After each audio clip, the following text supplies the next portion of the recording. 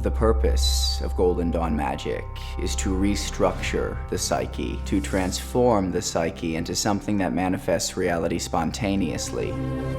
The goal is for things to happen around you naturally without having to force them to come into existence. This is a process of remapping the psyche.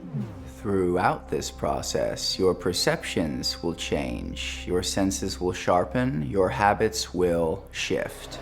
If you clicked play hoping to find an incantation for magically manifesting yourself a yacht, then gird your loins, because if you commit to doing these rituals, exercises, and readings, you may find that you wake up one morning no longer wanting that yacht. Yes, you can manifest physical results that many would consider miraculous with magic, but that really isn't the essence, attitude, or deepest intention on this journey. As you study and apply these concepts, you sort of just start to live your life in a magical way. Things around you begin to glow. The sky is a bit bluer. You're learning new skills faster. You feel really good. You feel younger. Your overall quality of life is enhanced. As you surround yourself with astrological symbols, as you use the Tree of Life diagram, as you boldly vibrate words of power, as you draw the magic circle and unite the four corners of the elements, you are embedding a new lens that you see the world through, over your imagination, into your psyche, your aura, your consciousness. Magic, in a way, is like LASIK eye surgery for your imagination. Let's take it a step further and imagine a person born blind. A person born blind with no eyesight, having no physical reference to light, color, human faces. This person will build what the Golden Dawn calls a sphere of sensation around themselves. The sphere of sensation is the framework of an imagination. Every human has a sphere of sensation, and the sphere of sensation that every human has dictates the floor and ceiling of the life they live. A person born blind will create a sphere of sensation around themselves of a life with no physical eyesight. Now, of course, a person born blind who may very well stay blind for their entire life most definitely can have a fun, rewarding, exciting, successful, sexy, and fulfilling life of purpose. Having said that, it will still be a life without physical eyesight, so naturally, there are some things that this person will simply not be able to do. Therefore, they will have a sphere of sensation around themselves, an imagination, imagining a life with certain physical limitations. Now, what if this person, at the age of, say, 30, were to wake up one morning with 20/20 vision? Bombs would go off in their mind. The good bombs, the kind of bombs that say, now that I see color, I'm gonna go out there and paint. Welcome to Mage Space.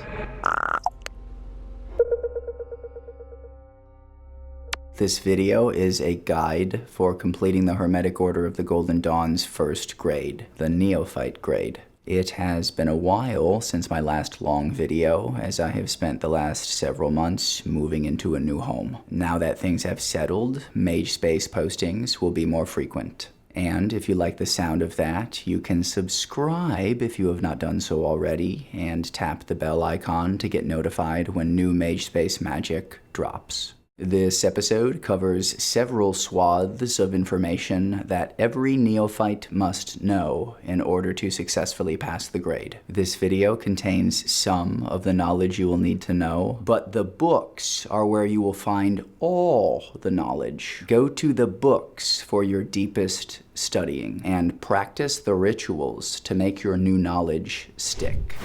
By the end of this video, you will essentially have a treasure map for completing the Hermetic Order of the Golden Dawn's first grade, the Neophyte Grade. This map, of course, includes the sources. Ritual practice will gradually transform you into something more than human. Keep in mind, transformation is slow and requires years of dedicated practice. Through consistent use of voice, movement, visualization, and drama, you begin to infuse yourself with light, turning your body into a vessel for that light. Before describing the process of ritual, it's essential to understand the anatomy of the soul. Now, there are many ways to view the soul, and no model holds exclusive truth. The model I am presenting is drawn from Cabala. We are using a blend of Cabala and modern psychology. In Cabala, the soul has at least 3 levels: the Ruach, or ego, the Nefesh, or animal soul, and the Neshama, or higher self. The Ruach is our persona. It's the character we assume as we navigate the world, a vehicle, a mask, an ego that isn't actually real. It operates between the spiritual and earthly realms, handling the tasks of daily life and managing our self-image. But it's fragile, hovering between animal instincts below and divine realms above. Ruach means wind in Hebrew, symbolizing the element of air, a breath on the water's surface, like the divine breath in Genesis. The Ruach exists only as a phantom, arising from the harmony between the heavens and nature. The Nefesh is the lower soul, the water beneath the wind. Nefesh, or animal soul, is the subconscious, connected deeply to sensory perception and base instincts. It's bound to the physical body and processes cyclic biological rhythms, emotions, and instincts. Unlike the rational mind, the subconscious doesn't understand time. Becoming aware of sensory and bodily experiences puts you in touch with the Nefesh, which is symbolized by the element of water. The Neshama is the highest level of the soul, the higher self or superconscious mind, linked to the element of fire. It embodies the heavens, transcending time and seeing all from its lofty position. It is the quiet voice, the forgotten divine nature. Unlike the ego, which relies on time and logical reasoning, the Neshama communicates through symbols and subtle impressions reflected through the animal soul. Interesting, the higher self communicates through symbols and subtle impressions, just like the animal soul does. That's why it's been said that the door to the divine lives in your subconscious mind. See how it's all connected? Conscious, subconscious, superconscious, ego, animal soul, higher self. Each person is a union of higher self and animal soul, fire and water, with the ego hovering between. Like wind over the waters, contemplating the image of the heavens reflected from below. Think about that the next time you say, "For about me flame the pentagrams, and within me shineth the 6-rayed star." Our hero's journey begins with the breathwork. The very first habit to embed into the new you is proper breathing. How to breathe. Understanding how the breath affects the body. Inhaling through the nose is a must. Throughout the day, we should be walking around with our mouths closed. Exhale through the nose most of the time, but it's okay to exhale through the mouth also. This will happen naturally while speaking, and there are many exercises that call for mouth exhalations specifically. If you are brand new, the first thing to start doing every day is the 4-fold breath. Turn it into a daily exercise. The 4-fold breath. You can do this standing, sitting, or laying down. Loosen up, relax, allow your tensions to dissolve. Close your eyes and visualize the skin on your body. There are millions of pores on your skin. Notice your breath and see the pores on your skin expand with each inhalation and exhalation, letting air in and out of the body. Feel the air penetrating and dissolving into the deepest recesses of the physical body. Now, as you begin to do the 4-fold breath, maintain the visualization of air entering and exiting your body through the pores of the skin. With each inhalation and exhalation, breathe into the belly and feel your belly expand deeply, all the way to your lower abdomen. As your lungs gradually start filling, allow the chest to expand as well, all the way to the top of the rib cage. You should expand to the point where the shoulders almost slightly lift. In this way and with this form, inhale for 4 counts, hold the breath for 4 counts, exhale for 4 counts, and hold the breath for 4 counts. Then repeat and repeat.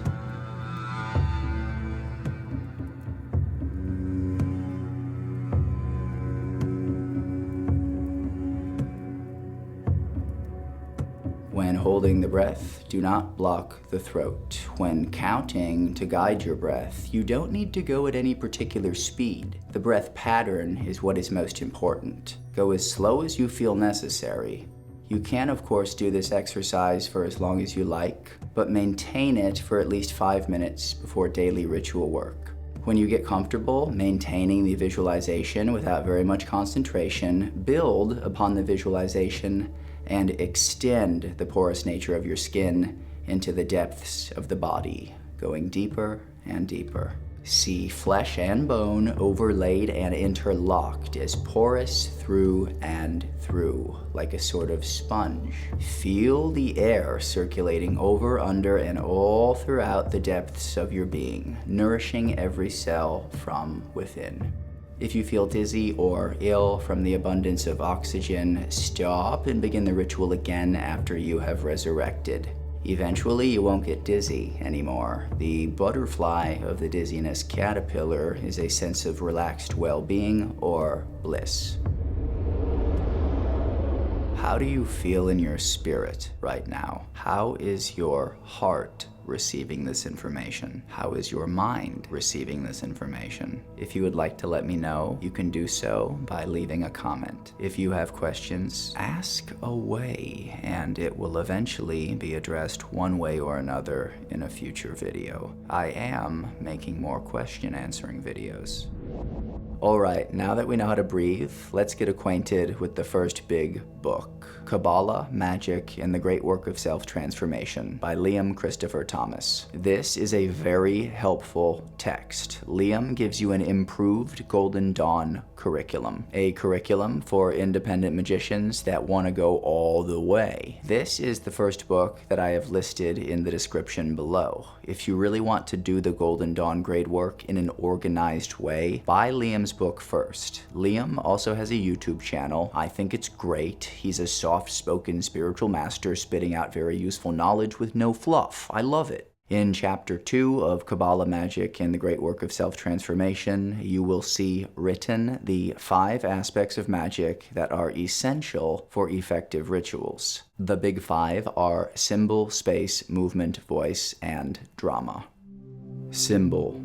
Symbols in magic express the inexpressible, representing higher realms through their reflections in our world of space and time. The astrological symbol of Luna, the moon, for example. The symbol itself doesn't encapsulate the entire spiritual essence of the moon. This symbol is just lines on a piece of paper. But when this symbol is reflected in your mind and linked to specific ideas, it becomes a focal point of power. Symbols reshape the subconscious and allow impressions from beyond the physical to emerge.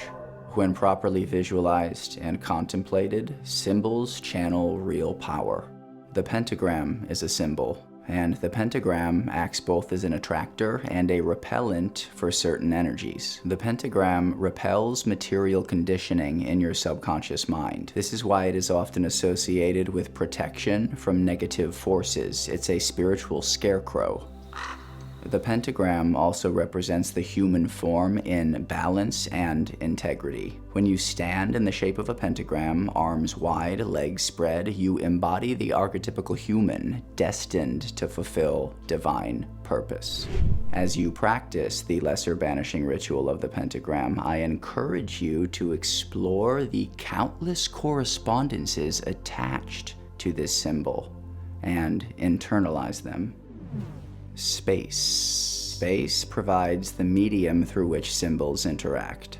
When arranged properly, symbols reveal realities beyond the physical, conditioning the subconscious mind to connect with the higher mind. The placement of symbols, such as 4 pentagrams in a circle, creates a sacred space that allows the higher mind to be glimpsed. When you correctly form a pentagram, it attracts forces that align with the ritual's intent. Its 5 points symbolize spiritual light reigning over the 4 elements. Learning to draw the pentagram in various ways allows you to adjust your internal balance, either emphasizing or de-emphasizing certain elemental influences.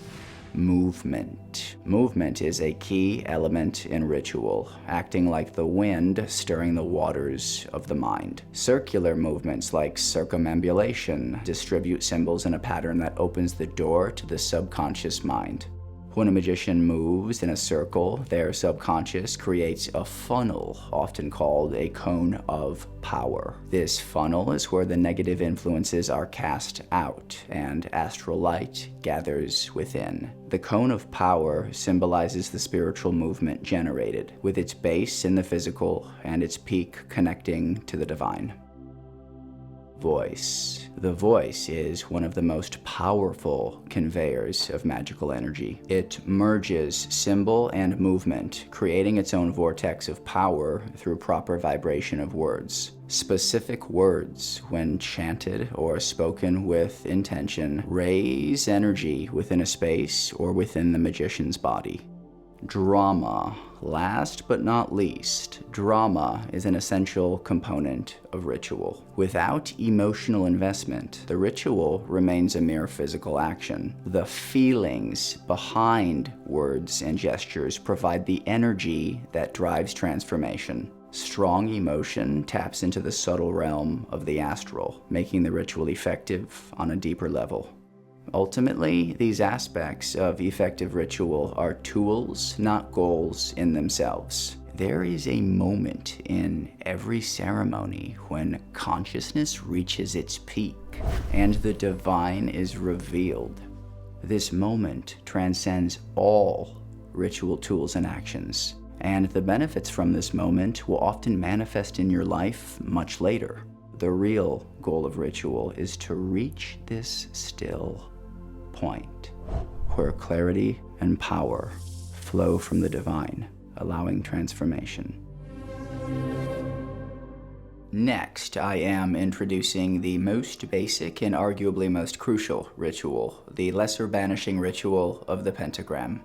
Traditionally, this ritual is used to clear a room of negative energy, preparing the space for more effective magical workings. But its long-term benefits, strengthening one's spiritual foundation, are its greatest offering. Many have written about this ritual, including Israel Regardie, and I share it here because it is fundamental to the practice of magic. If you have been on this path for a while now, fair warning, these next few moments may be a bit boring. To engage in the art of transformation, you must cultivate a space, both externally and internally, where magical forces can be recognized, controlled, and balanced. The Lesser Banishing Ritual of the Pentagram helps create that space. It is a safe and effective ritual for beginners and offers a powerful way to diminish the influence of the material world, freeing you to evolve in ways unbound by physical constraints. When preparing to perform the ritual, find a quiet room where you won't be disturbed. Turn off all distractions, phones, TVs, anything that could interrupt your focus. Candlelight is preferable as it enhances the atmosphere of peace and privacy necessary for successful magic. One vital principle of magic is secrecy. Keep your magical work private. Talking about it drains the energy you've built. Surround yourself with people who support your growth and ensure your environment is conducive to privacy and reflection. This path requires you to prioritize spiritual development, which may mean leaving behind relationships or habits that hinder your progress. As difficult as it may be, embracing change will lead you to higher understanding and fulfillment. You can learn the LBRP from many places. It's in both The Golden Dawn and The Middle Pillar by Israel Regardie. It is in Liam Thomas's book Cabala Magic and the Great Work of Self-Transformation. It's in High Magic by Damien Eccles. I also have a version of this ritual as a guided ceremony on MageSpace. This is a great simple version for a wide range of people. There are some differences, however, that render it not the best version if you are a person intending to go through all the steps of the Golden Dawn specific curriculum. It's great for people who like adding new exercises to their routine a la carte, maybe people dabbling or just starting out to see if Western occultism is for them or not. This version was intended for people in that sort of a season. But for those of you who intend to ascend through all the levels of the Golden Dawn, then I would recommend either learning it from Cabala Magic in the Great Work of Self-Transformation, or from the Golden Dawn book, or from the Middle Pillar book. Eventually, I think I will write a book and create a curriculum myself. I've been organizing all the material from my collective body of work, and it's starting to look like an online course for Magick. So that just may be on the horizon for Mage Space as well. We have gone through the Fourfold Breath and the LBRP, 2 of the 4 rituals a neophyte must do every day for at least 6 months. You'll find this in Cabala Magic, etc., the Daily Neophyte formula, which is the Fourfold Breath, the LBRP, the Middle Pillar, and the Neophyte meditation. Let's briefly go over the Middle Pillar and Neophyte meditation, and then we will get into the rest of the required reading. These first books really ground a magician's understanding in Cabala. The world of Cabala makes a lot more sense once you read these books. The Middle Pillar is a very powerful and effective ritual for activating the 5 psychic centers of the center column in the body. This ritual is similar to a chakra activation meditation, only it uses the Kabbalistic pattern instead of the Eastern chakra system. This is the Kabbalistic Tree of Life. The tree's spheres, called Sephira, represent stages of universal evolution and, on a smaller scale, human development. Visualizing the tree within oneself links personal powers to the cosmos. Unlike the right and left pillars, the middle pillar goes all the way up to Kether. It is recommended that a magician establish this connection before moving on to more advanced Kabbalistic practices. The Neophyte meditation. Let the neophyte consider a point as defined in mathematics, having position but no magnitude, and let him note the ideas to which this gives rise. Concentrating his faculties on this as a focus, let him endeavor to realize the immanence of the divine throughout nature in all her aspects. Begin by finding a position, balanced but sufficiently comfortable. Breathe rhythmically until the body is still and the mind is quiet. Keep this state for a few minutes at first, and for longer as you get more used to preventing the mind from wandering. Think now of the subject for meditation in a general way, then choose out one thought or image and follow that to its conclusion. The simplest rhythm for the beginner is the Fourfold Breath. Having attained this, count the breath thus for 2 or 3 minutes till you feel quiet, then proceed with the meditation. The Neophyte meditation is found in the Neophyte Grade papers, a chapter of the Golden Dawn on page 55. Here it is titled The First Meditation. The Neophyte Grade papers are on the reading list for this grade. Here are all the required readings. The First Knowledge Lecture, Golden Dawn, pages 50 through 59. Z1, The Enterer of the Threshold, Golden Dawn, pages 331 through 362. Z3, The Symbolism of the Initiation of the Candidate, Golden Dawn, pages 363 through 375. The Mystical Cabala by Dion Fortune. The Tree of Life by Israel Regardie. The Sacred Magic of Ancient Egypt by Rosemary Clark. Links to all of these are in the description below. Remember how I said that the spheres on the Tree of Life represent stages of universal evolution and, on a smaller scale, human development? Well, you will get to see how this plays out in the Egyptian pantheon of gods by reading a very interesting chapter of Israel Regardie's book, The Tree of Life. The chapter is titled The Gods. You'll find here that each Sephira corresponds with a unique Egyptian deity. Keter corresponds with Ptah, the father of the beginnings, the great architect of the universe. Keter also corresponds with Amun, the invisible creative power, which was the source of all life in heaven, earth, and the underworld. Amun later manifests in Ra as Amun-Ra. Shokma corresponds with Thoth, as Shokma represents wisdom, and Thoth is the god of wisdom. Banah corresponds with Isis, the supernal mother mother, the parent of the universe's first offspring of the ages, ruler of the sky, the sea, and all things on earth. Binah also corresponds with Saturn, the furthest planet the human eye can see. Hesed corresponds with Ma'at, physical and moral law, order, truth, cosmic regularity. Jupiter. Gevurah is Horus, lord of fire and force. Mars. Tiferet is Ra and Osiris. Ra, the divine light and life, the personification of right, truth, goodness, the destroyer of darkness, night, wickedness, and evil. Osiris, the human incarnation of the creative power and the assumption in manhood of the Most High God, an avatar of the Supreme Spirit, the illuminated adept, symbolizing renewed birth and spiritual resurrection. Sol, the sun. Netzach corresponds with Hathor, the personification of the generative power of nature, perpetually conceiving and creating. Venus.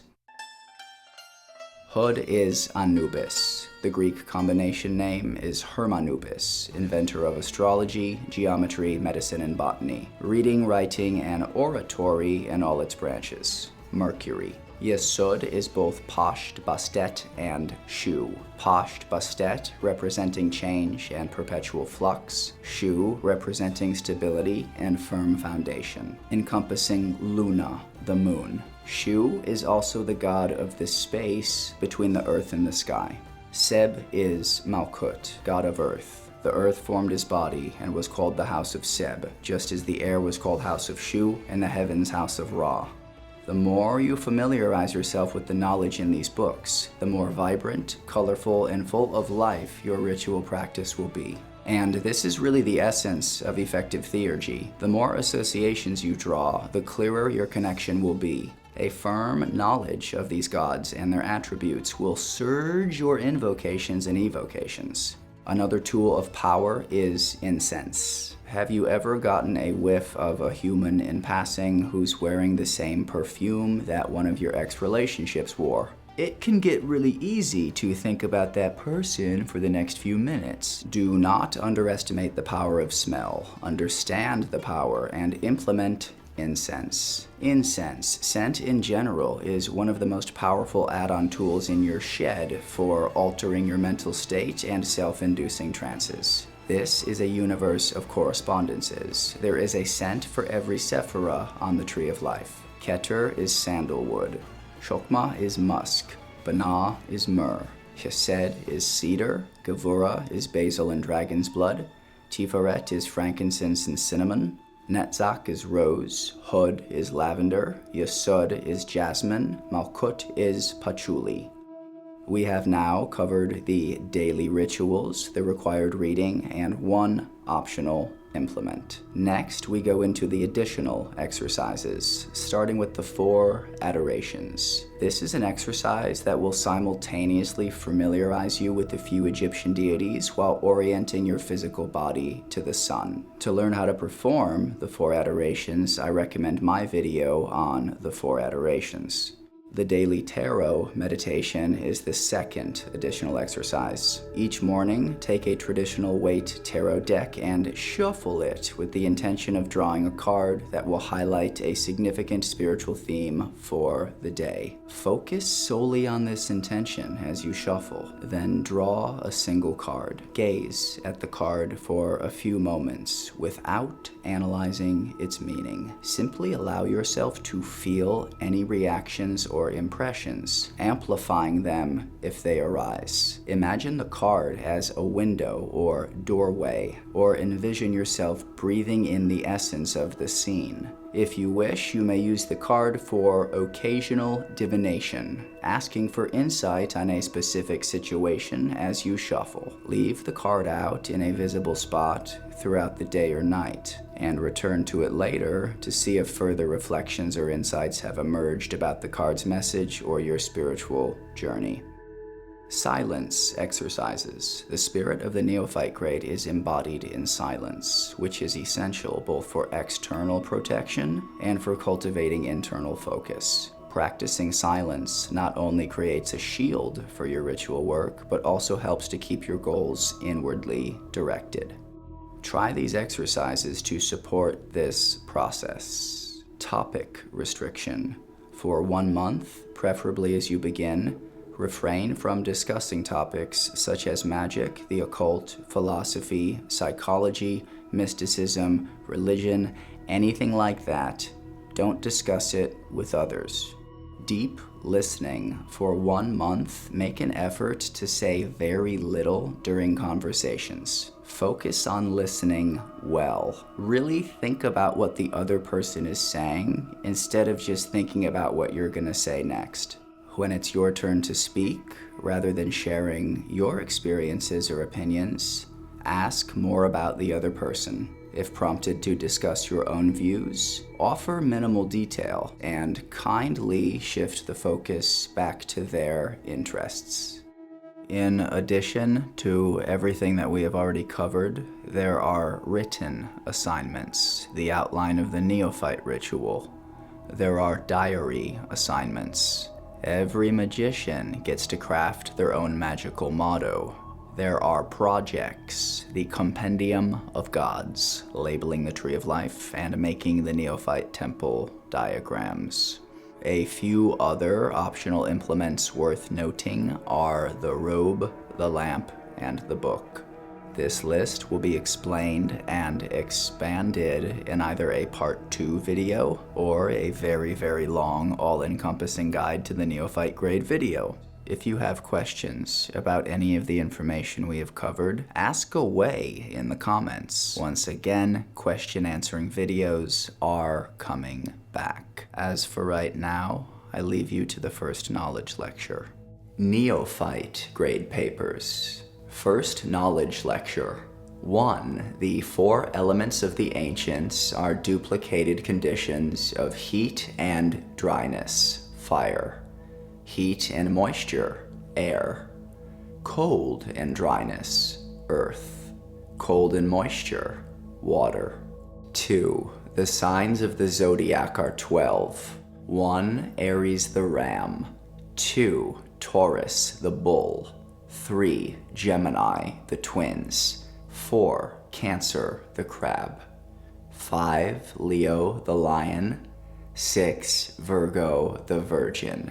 7. Libra, the scales. 8. Scorpio, the scorpion. 9. Sagittarius, the archer. 10. Capricorn, the goat. 11. Aquarius, the water bearer. 12. Pisces, the fishes. The 12 signs are distributed among the 4 triplicities, or sets of 3 signs, each being attributed to one of the 4 elements, and they represent the operation of the elements in the zodiac. Thus, to fire belong Aries, Leo, Sagittarius. Thus, to earth belong Taurus, Virgo, Capricornus. Thus, to air belong Gemini, Libra, Aquarius. Thus, to water belong Cancer, Scorpio, Pisces. 3. To the ancients, 6 planets were known, besides the sun, which they classed with the planets. They also assigned certain planetary values to the north and south nodes of the moon, that is, the points where her orbit touches that of the ecliptic. These they named Caput Draconis, head of the dragon, and Cauda Draconis, tail of the dragon.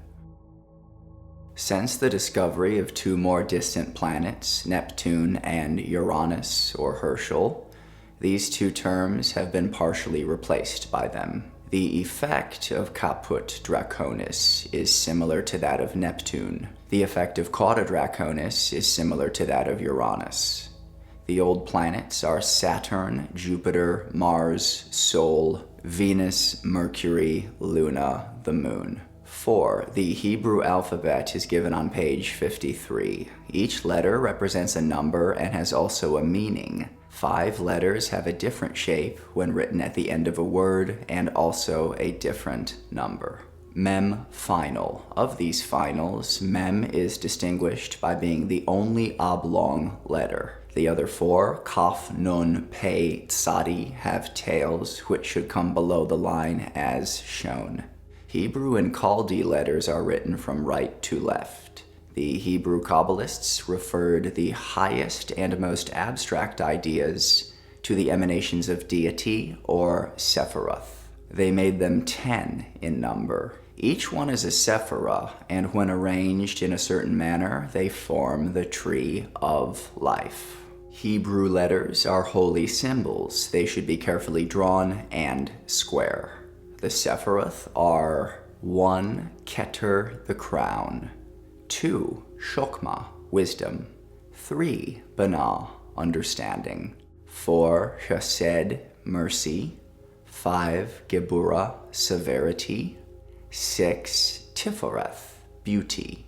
7. Netzach, victory. 8. Hod, glory. 9. Yesod, the foundation. 10. Malkut, the kingdom. 1. Note by JMG. Herschel was at one point an alternate name for Uranus. 2. Note by JMG. Chaldee, also known as Aramaic, is a language related to Hebrew and used in some Kabbalistic writings. The dagesh, or pointing, which represents the vowel sounds in modern Hebrew script, is not given. It was a later invention to standardize pronunciation and is described in Hebrew grammars. Pause text. For this portion of text that covers the Hebrew alphabet, I will be vocalizing the names only, as vocalizing this entire sprawling spreadsheet could ring audibly monotonous. Resume text. The Hebrew alphabet. Aleph, Bet, Gimel, Dalet, Hey, Waw, Zayin, Het, Tet, Yod, Kaf, Lamed, Mem, Nun, Samek, Ayin, Pei, Tzadi, Kaf, Resh, Shin, Tau. Note by Regardi. Readers of the above who have perused my Tree of Life and Garden of Pomegranates will note the difference in Hebrew pronunciation. And in order to avoid any further confusion, an explanatory note must here be added. As is true of every language, in Hebrew there are several quite distinct dialects. There are, however, two principal ones which should be mentioned. The Ashkenazic, a dialect mostly in employment in Germany, Poland, and Russia, and the Sephardic, used in Spain, Portugal, and the Mediterranean generally. Now, since the Cabala attained its prominence in Spain, most Kabbalists have employed the Sephardic dialect. Personally, I have found that the Ashkenazic dialect answers more nearly than the other to the requirements of transliteration into English, and many problems that have assailed modern students would have been non-existent had they known of the pronunciation which I employed in my former works. Actually, however, students must discover which of these two suits his own personal predilection and answers to the necessity imposed by the results of study and experience. The order teaching employs the Sephardic pronunciation, and I have not ventured to interfere with that in any way at all. I simply mention the matter here to render impossible the likelihood of confusion arising. Thank you for watching.